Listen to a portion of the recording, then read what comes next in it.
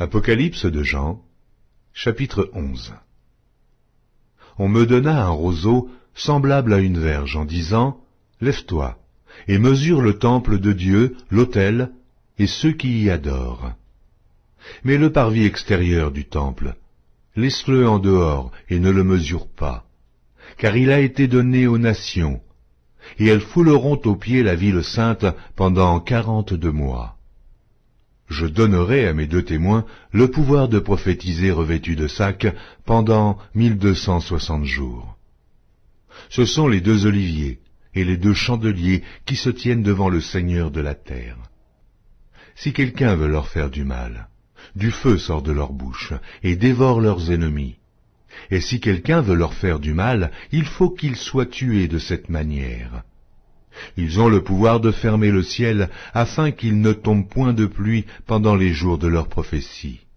Et ils ont le pouvoir de changer les eaux en sang et de frapper la terre de toute espèce de plaie chaque fois qu'ils le voudront.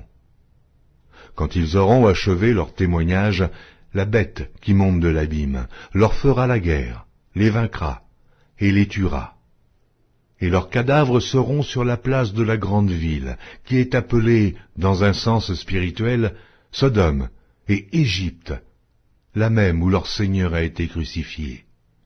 Des hommes d'entre les peuples, les tribus, les langues et les nations verront leurs cadavres pendant 3 jours et demi, et ils ne permettront pas que leurs cadavres soient mis dans un sépulcre.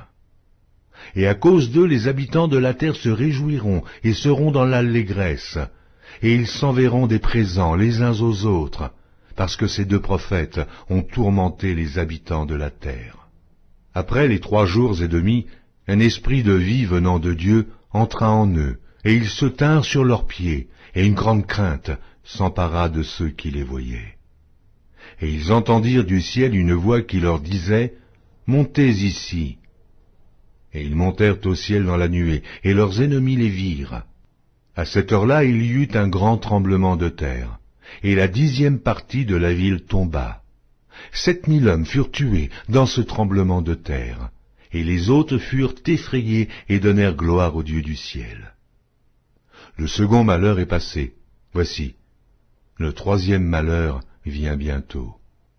Le 7e ange sonna de la trompette. Et il y eut dans le ciel de fortes voix qui disaient, « Le royaume du monde est remis à notre Seigneur et à son Christ, et il régnera au siècle des siècles. » Et les 24 vieillards, qui étaient assis devant Dieu sur leur trône, se prosternèrent sur leurs faces, et ils adorèrent Dieu, en disant, « Nous te rendons grâce, Seigneur Dieu Tout-Puissant, qui est et qui était, de ce que tu as saisi ta grande puissance, et pris possession de ton règne.